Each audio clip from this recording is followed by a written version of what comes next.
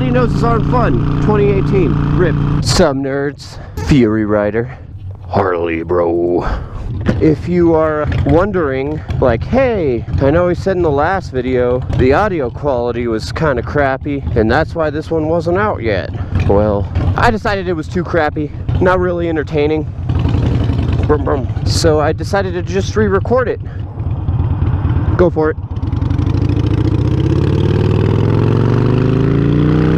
I was getting ready for work, and I was like, oh, is that a sneeze coming on? Is that a sneeze? And it was a bloody nose. So I'm having fun with that right now. Just kidding. Bloody noses aren't fun. 2018. RIP. That video I was talking about before, reasons why I got a motorcycle. Basically, it all started out because I had been wanting a motorcycle. I had a professor in college. He was like, you know, you should get a motorcycle. You're a poor college student. Gas is expensive. It's just you. You should really think about how far you can go on a motorcycle. How much easier it'll be driving from work, at the restaurant, to here at school, back to home. And since it's just you, life will be a lot easier as well. And you should really think about it, son. I'm telling you, it'll open new doors for you. You'll be happier. And so I was like, no! Motorcycles are dangerous! So I got a Jeep. Hey, congratulations! And because it's Albuquerque, my Jeep was stolen. That's so very, very sad. Got Castle Bravo. Thinking about a motorcycle for a little while, and my family was like, you get a motorcycle, you're disowned. So I was like, oh, okay. Hi, dude. Thank you. So I forgot about it. And then one day I was walking around Target with $200 burning a hole in my pocket, and I was like, you know what? Since I'm a nerd, yeah, I want to give me a Switch, a Nintendo Switch, for those non-nerds watching the video. It's a gaming console for video games. I thought for sure I was going to get the Switch. Hey, what's going on? He's a vlogger too, bro. Maybe we'll end up on each other's vlogs, brother. I was like, yeah, I'm gonna get a Switch. Walking around, had that $200. I was like, well, if I get it for $200, I can't, like, get any games or anything, so I'll just have a console sitting around right now. So I was like, maybe I could get a 3DS again. And I think, I'm not sure if I stated in a previous video, but I used to buy gaming consoles. You man, I hate this goddamn construction already. Because guys like this go slow as hell. Anyways, I think I stated in a previous video, don't buy a gaming console for one game. It's a bad time. You're gonna waste your money for just one game. So I was like, maybe I'll buy a 3DS again. I'll get Pokemon. I mean, there is Persona Q. There's that. That's a reason. I'm getting sidetracked. I'm thinking about getting a 3DS, thinking about getting a Switch, and then I was like, yo, motorcycles. I don't know, it just kind of came to me. And so, looked up the MSF course. I decided, well, first I was like, I'm not gonna do it. Might as well save my money, just in case. And then if anything, I'll have the 200 and a little bit more, and I can get a Switch and a game. So I go home, start doing some research on motorcycles, as John Maxwell says. And so what I liked here in New Mexico, I think it's this way for a lot of states too, but if you do the MSF course and you pass, that's pretty much your written and driving test. All you have to do is go to the MVD and pay to have the endorsement put on your license. So I was like, hell yeah. Looked at the price, and what do you know? It's $200. So I went and signed my happy ass up on the MSF. Was researching bikes. I was like, you know, I'd love to have a Harley, but that shit's expensive. I was gonna get a Honda Shadow 650. Like, I was pretty dead set on it, because I wanted the iron. Hey, what's up, brother? Hey! What helped inform my decision was, like, I was watching a lot of DanDanTheFireman. I'll link them down below. a lot of Blockhead, and DanDan's got the Nightster. Blockhead, when I was watching him, his channel was still pretty new. Oh, Jesus.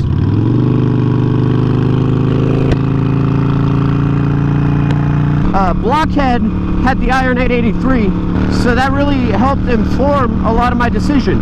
So I was like, no, I'm never gonna get it. It's too much. I'm broke. But what do you know? I end up getting it. Hey, congratulations.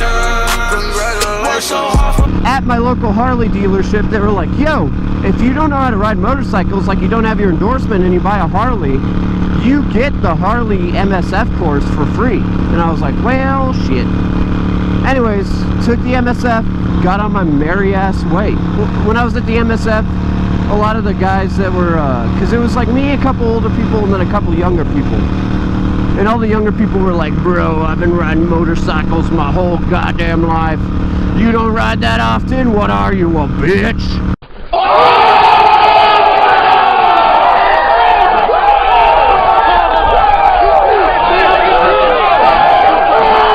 I had to say I rode motorcycles like dirt bikes as a kid, which is kind of true. And the story about how I almost killed myself is my dad bought us a dirt bike for us, not for him. Where my family's from, it's really rural, kind of like out here. It's just like hills, trees. He's like, yo, be careful when you're going around that corner. I can't see you. Don't lay on the gas. I've told you like 80 times. So I'm like, all right, Dad, I'll do what you say. Not flying, going like 40 miles an hour. And take in mind, I'm like 8 or 10 years old. Going 40 miles an hour down a dirt road on a dirt bike, and I'm like, yeehaw! Start coming to a rusty barbed wire fence. And it's like a dead end. And I'm going 40. And there's no stopping. And I tried to jump off last second, but I got caught on this barbed wire fence. I had to pull myself off of it. It was gnarly. Like running up the road like, Daddy, Daddy, I'm f***ed up. Bleeding from everywhere. My dad's like, oh shit, don't tell your mom. Yeah, so that was like one of my last experiences on a dirt bike. Like, and that was a long time ago. So my mom was like, hey, remember that time you almost decapitated yourself on a barbed wire fence? Are you sure you want to go through with that again? And I was like, yeah, get YOLO. That's kind of like how I got the bike and when I started riding. But why I got the motorcycle's a different story. When I was a kid, all of my friends, you know, we're all like 8, 10. They're like, I'm going to go home and watch Disney princesses. And I'm going to watch SpongeBob SquarePants. And I was like, I'm going to go home and watch Reservoir Dogs. Are you going to bark all day, little doggy? Or are you going to bite? Teachers were like, there's something wrong with your son. My mom was like, nah, he's just dumb. I watched a lot of Road Warrior growing up. And actually at the same time, when I was like an 8-year-old, a cool thing at the time was we would go to the public library instead of the library at the school, because the public library had more knowledge and cooler books. So all of our little happy 3rd grade asses would go over to the public library. And also, this is a time before cell phones. So go to the public library and check out books. And one of my friends checked out Akira. And I read, I think it was issue 1, like there's 6 volumes. That book is, you know, almost 6,000 pages or something. It's a crazy amount. And there's 6 volumes. I think I read volume 1 back to back for like months and months on end. And grew up, read it all over again. It's a fantastic book. I mean, it's so good. The story's just so good. Watch the movie. There's just always something that sticks with me about Akira. Like, I think a lot of it growing up, you know, it reaches out to the rebellion. In Akira, Japanese society, it's plagued by these biker gangs. And the main characters, Kaneda and Tetsuo, they're in the capsules. And part of like what, when it comes to motorcycles, Kaneda's bike is just so iconic. It's such a bad bike, dude. Like, it's so f***ing dirty. I love it. Like, if I could get that bike, I totally would. You know, it's all about rebellion. In the story, the whole reason they went to war was because of the government, you know, elders, and that's why there's a nuclear explosion in the story. At the, like, it was like 1988 that it took place in the story. So the story's set in 2021, I think. You know, it's all these adults and the government that got the world blown up in the first place. And so they're just like rebelling against it. And it's just like super neat. It's a whole story about rebellion, government, deception. There's a huge sci-fi element. They all have telekinetic abilities and stuff. Growing up, you know, the huge rebellion story, it really stuck out to me. That's part of the reason why I wanted a motorcycle, because they're just driving around the streets being hoodlums. The bikes are cool, they make it look cool, and I was just like, God, I want to do that. I'll make sure to throw a link to the trailer for the, I think it's the 20th anniversary Blu-ray edition. That's probably like my favorite trailer. They're like, Kaneda! Tetsuo! I like that scene though, because he's like, heads up, Tetsuo! And then he shoots him. Baller. But yeah, Akira is a huge influence on me. It was insane. It's so much so that I've got the patches on my jacket. He's got an iconic patch of a pill, since they were called the capsules, that says good for your health, bad for education. I've got that on my jacket. People are like, dude, that's fucking crazy, you're a biker and you're riding with Akira patches. And I'm like, I know. And then Mad Max, man, toe cutter, he's all Mad Max, Akira. I didn't really get into it because of Sons of Anarchy or anything. I know a lot of guys that are like, man, I got a Harley because I watched Sons of Anarchy and it was so good. I watched a little bit, but it just didn't, I was expecting to see more motorcycles. I mean, it makes sense, it's a TV drama. But yeah, it's all about rebellion, and so that's one reason why I like it. It's just a fantastic book, fantastic movie. Part of what got me into riding. Same with Mad Max. They're just fantastic stories. And that's kind of why I ride. What got me into it, why I wanted to initially. Now, why I ride. Oh, what's up, brother? He's all punk. Why I ride now is because I'm pretty sure the same reason why you all ride. There is no greater feeling of love than when you get on your own motorcycle. It's the best feeling in the world. Like, even, I mean, this kind of sucks right here. I hate driving around in parking lots and shit, because people will just run you over, but whatever. But normally, when you're riding, dude, it's the wind. She's like the wind. I hate this song! Son, you're gonna have to exit the vehicle. Just the feeling you get when you go for a ride. Nothing can change or like replace it. It's just a fantastic feeling. I doubt I will give it up. I mean, I think that's pretty much the same with everybody, really. I doubt any of us will give it up. And it makes you want to ride more bikes. Same with cars, you know, cars. When you see a new car, you're like, I want to drive it. I bet it's rad.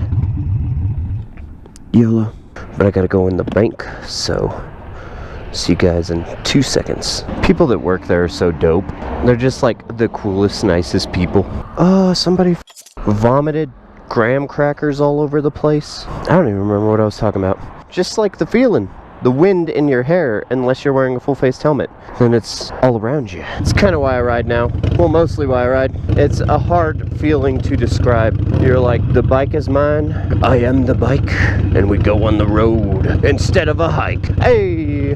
Hopefully I don't die in this parking lot. It's why I started riding, why I continue to ride. That, and it's super cheap on gas. That was like kind of how I sold my family over a little bit. I don't think they bought it, but I tried that excuse. Old people, man. I tried using that excuse to you. Well, it'll save me a lot of money on gas. And considering money's pretty tight, they're like, well, that, you know, it's a pretty valid point, actually. But I know they were not. They were just like, no. But I'm also, I'm in my late 20s. I already got a lot of that, like, around out of my system, so they knew that they can trust me when it comes to like not driving like a maniac. But little do they know, I drive like a maniac. Just kidding, they watch the videos, so now they know how I drive, kind of. It makes me happy being on my bike. I'm sure it makes all you guys happy. Biggest influences though, Mad Max and Akira.